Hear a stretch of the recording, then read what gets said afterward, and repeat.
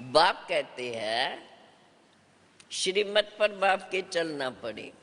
बाप की पहली श्रीमत तो याद की यात्रा पर रहो, और दूसरी श्रीमत बाप कहते हैं बच्चे काम महाशत्रु है, इनको जीतो, नहीं तो वर्षा नहीं मिलेगा। इस समय फेल हुए तो कल्पांतर फेल होते रहेंगे, फिर कभी भी चांस नहीं मिलेगा। देखो राज विद्या में अगर पढ़ाई में फेल होते हैं तो दोबारा पढ़ करके फिर उनको चांस मिल जाता है, पर यहाँ फिर से ये चांस नहीं मिलेगा, कल्पांतर फिर कोई चांस नहीं मिलेगा, कल्प का चांस गंवा देंगे। ये प्राप्ति बहुत ऊंची है। बाबा कहते हैं समझाना चाहिए। सन्यासी लोग कहते हैं, अब देखो सन्यासी भी क्या मानते हैं, दोनों का पवित्र इकट्ठा रह के पवित्र होना ये इम्पॉसिबल है। उनको क्या बोलना है? हाँ, बोल सकते हैं ना हम? बाबा कहते हैं बोलो, क्या बोलेंगे हम? नहीं, ये तो पॉसिबल है, एग्जाम्पल्स है हमारे पास।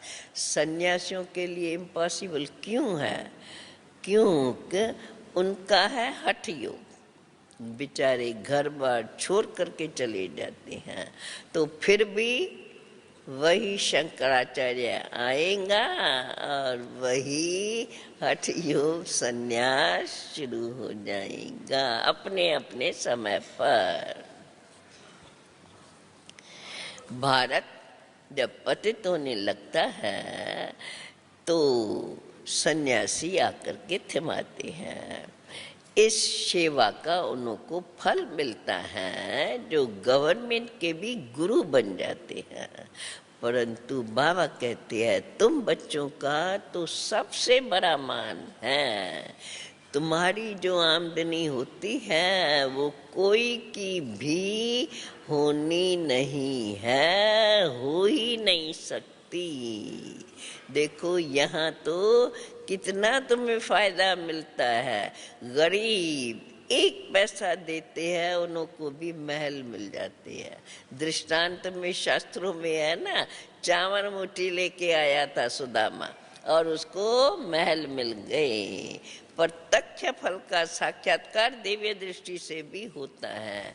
दिव्य दृष्टि दाता आकर के तुमको पढ़ाते हैं, नहीं तो तुम्हें एम ऑब्जेक्ट का मालूम कैसे पड़े। इसलिए बाबा माताओं को भी साक्षात्कार कराता है। देखो मीरा ने कितनी तपस्या की, परंतु वो बेचारी कोई वैकुंठ की मालिक तो बन नहीं सकी। बाप कहते हैं ये साक्षात्कार भी मैं ही कराता हूँ। 1 सेकंड में दिव्य दृष्टि मिलने से वैकुंठ में जाकर के डांस करते हो जब जाते हैं साक्षात्कार में। इसमें कोई साक्षात्कार के लिए वास्तव में बाबा कहते हैं कोई तपस्या की बात नहीं है। भक्ति मार्ग में तो बहुत नौदा भक्ति करने के बाद मस्त साक्षात्कार होता है। बाप कहते हैं ये दिव्य दृष्टि की चाबी केवल मेरे पास ही है।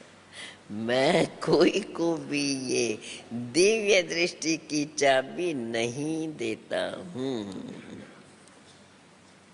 भक्ति मार्ग में भी मैं ही वहाँ ही बैठे बैठे उनको साक्षात्कार कराता हूँ। तुम बच्चों को तो मैं विश्व का मालिक बनाता हूँ।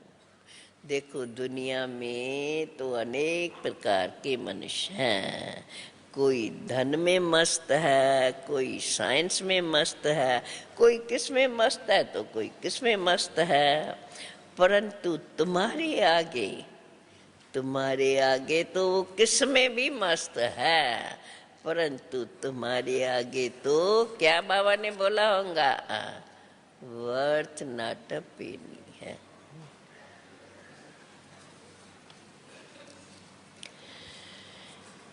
गाया जाता है क्योंकि सबका धन मिट्टी में मिल जाना है। गाया हुआ है किसकी दबी रही धूल में, किसकी राजा खाए, किसकी डाकू लूट ले, किसकी जलाए जाए। तो अंत में विनाश के समय चोर भी बहुत आकर के लूटते हैं।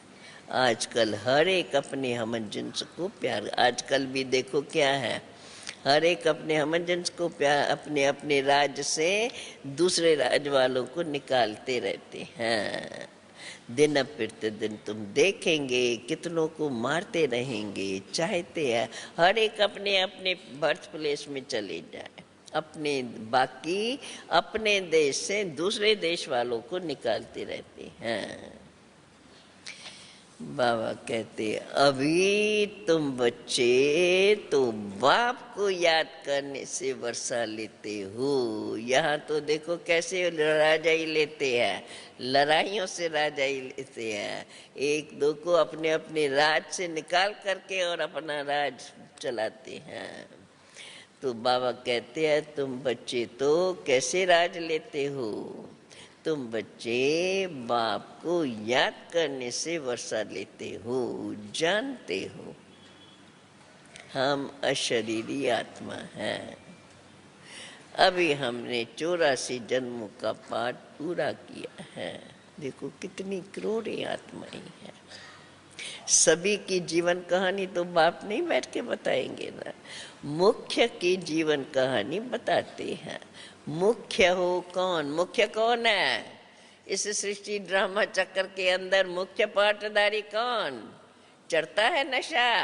देखो जवाब नहीं आता है, एक धक से जवाब देना चाहिए, बड़ी खुशी खुशी से तालियां तो जल्दी बजा देते हो।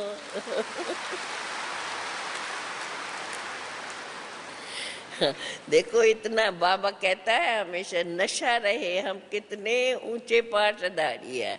बाबा ने कितना ऊंचा पाठ, भविष्य तो छोड़ो अभी भी बाबा कितना ऊंचा बताते हैं। ब्राह्मण सर्व सबसे ऊंचे, और वो भी संगम युगी ब्राह्मण, रूहानी पंडे जो सबको मुक्ति और जीवन मुक्ति धाम का रास्ता बताते हो। तो बाबा कहते हैं कि देखो जगतम्बा सबसे मुख्य की ही तो जीवन कहानी बताएंगे। तो सबसे मुख्य कौन है, बाबा कहते हो सबसे मुख्य तुम बच्चे ही तो हो। देखो तुम्हारे ही तो मंदिर सब बना हुआ है। जगतम्बा जगत पिता के बच्चे हो, जिन्हों के जन्म मंदिर, जिन्हों की मूर्ति बना करके मंदिर में रखी है, और कितनी उन्हों की पूजा होती है। जर मंदिर में तो स्वर्ग के सभी एक्टर्स तो नहीं आ सकते। एक मंदिर के अंदर कितने कितने बनाएंगे मॉडल्स। ये है मॉडल रूप में मंदिर जगतम्बा का, ये है मॉडल रूप में जो भी मंदिर बने हुए हैं, मॉडल रूप में मंदिर है। ये यादगार है। लक्ष्मी नारायण का मंदिर देखो कितना छोटा है। सत्युग में तो चैतन्य मंदिर कितना बड़ा होगा। चैतन्य मंदिर अर्थात उन्हों का घर, राजधानी, सारे विश्व पर राजधानी, तो उनका राजमहल कितना बड़ा होगा। कितने बाग बगीचे होंगे। देखो यहाँ मुगल गार्डन है, तो उनके आगे जब वहाँ जो बाग बगीचे होंगे उनके आगे ये मुगल गार्डन तो कुछ भी नहीं है। वहाँ के फल आज कितने अच्छे होंगे, बात मत पूछो। रात का अभी तो याद करके खुश रहो। उन खुशियों में अपने को ऐसा जल्दी जल्दी यात्रा पर करते जाएं, क्योंकि खुशी में कदम भी तो जास्ती फास्ट चलता है, तो बुद्धि जल्दी जल्दी उस तरफ लग जाए और उधर चलते रहो। बाबा कहते हैं तो देखो अब जैसे रात दिन का अंतर है अभी और उसमें। जैसे देखो झाड़ पुराना होता है तो फल देते देते खत्म हो जाता है, फिर फल दे ही नहीं सकता है, कहा जाता है अब ये झाड़ सड़ गया है। यहाँ की हर चीज खत्म होनी है। वहाँ के आम कितने बड़े फर्स्ट क्लास होंगे, मुख में पानी तो नहीं आता है ना।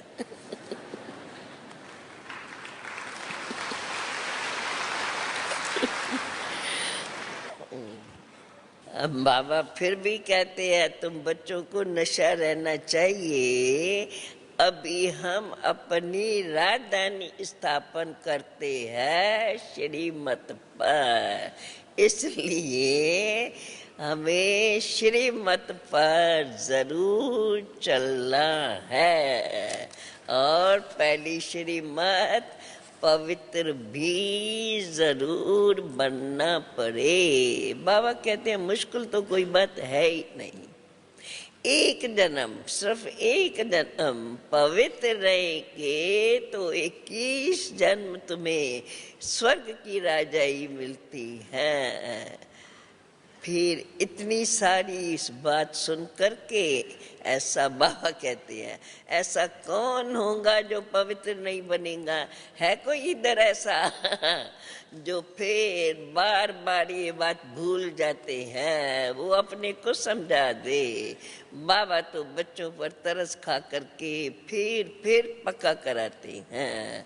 बाबा कहते हैं बच्चे इसलिए सदा श्रीमत पर चलो। अगर श्रीमत पर नहीं चलेंगे तो कैसे राजधानी में आएंगे?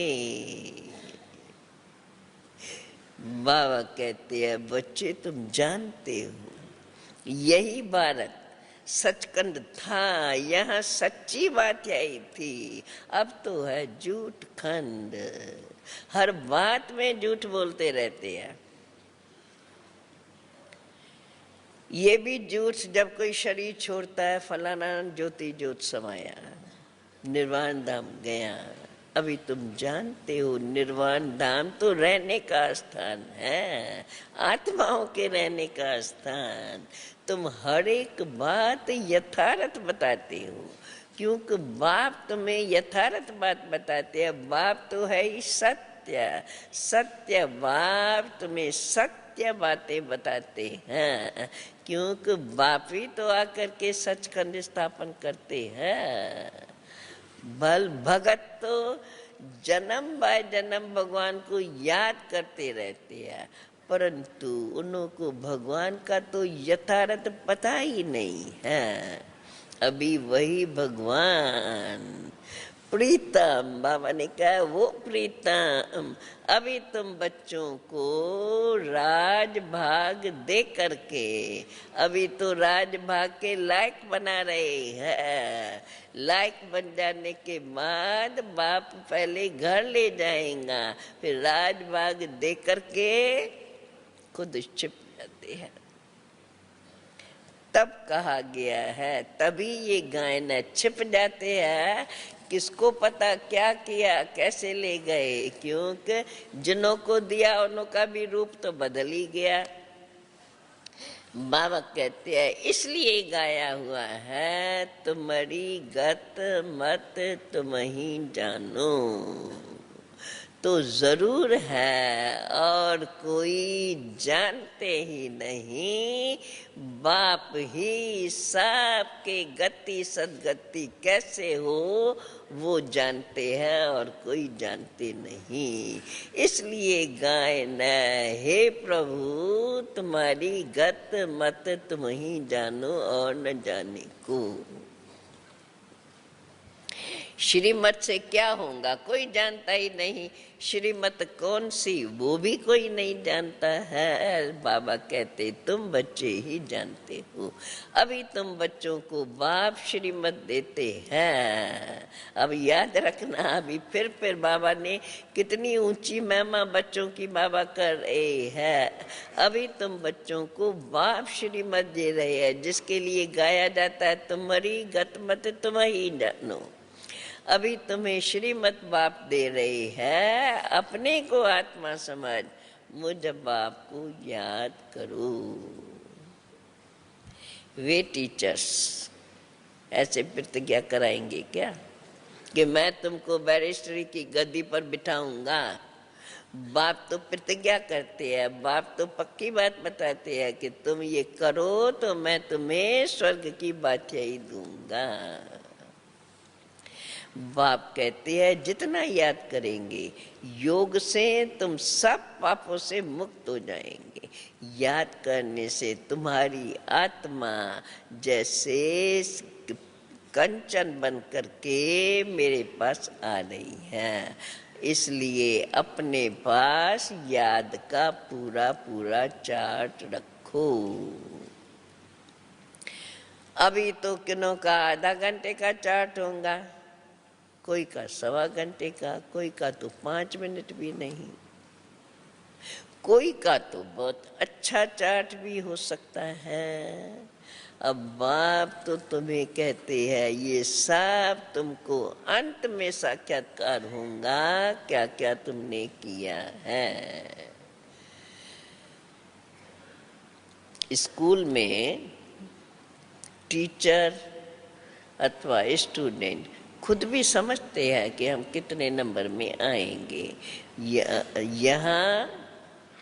यहाँ तो नंबर, वहाँ तो फिर भी जैसे पास होते हैं जिस नंबर में उसी अनुसार क्लास में बिठाते हैं। बाबा कहते हैं यहाँ तो नंबरवार बिठा नहीं सकते हैं, अगर किसको बिठाए ऐसे नंबरवार तो बेचारा फंक हो जाएगा। इसलिए अभी यहाँ माला बन नहीं सकती। माया अच्छे अच्छे बच्चों को भी नीचे ऊपर कर देती है। बाबा कहते हैं श्रीमत पर न चलेंगे तो क्या हाल होगा, जरूर माया गुस्सा मारती ही रहेंगी। इसमें ही तो मेहनत है। याद रहे हम अभी जा रहे हैं अपने परम धाम। अब हमारा ये 84 जन्मों का चक्कर पूरा हुआ। अब तो हमें बाप लेने के लिए आए हैं, इसलिए हमें बाप को बहुत बहुत याद करते रहना है और औरों को भी यही मंत्र देना है। अभी ये मंत्र कोई जपना नहीं है, परंतु ये मंत्र लेकर के स्वयं को ऐसे बनाना है, अर्थात इसी यात्रा पे रहकर अपने विकर्मों का खाता भस्म करना है। वे गुरु लोग तो भिन्न भिन्न प्रकार के मंत्र देते हैं, बाप तो एक ही बात कहते हैं, अपने सच्चे प्रीतम को याद करो। देखो प्रीतम आया, और प्रीतम कौन? ऊंचे से ऊंचा भगवान, वो प्रीतम आया है तुम प्रीतमाओं के पास। सारी दुनिया की आत्माएं तो उनकी प्रीतमाएं है ना। सर्व आत्माओं का, सर्व प्रीतमाओं का प्रीतम एक। सारी दुनिया की आत्माएं प्रीतमाएं हैं और उन सब का एक ही प्रीतम, सभी को एक प्रीतम को याद करना है।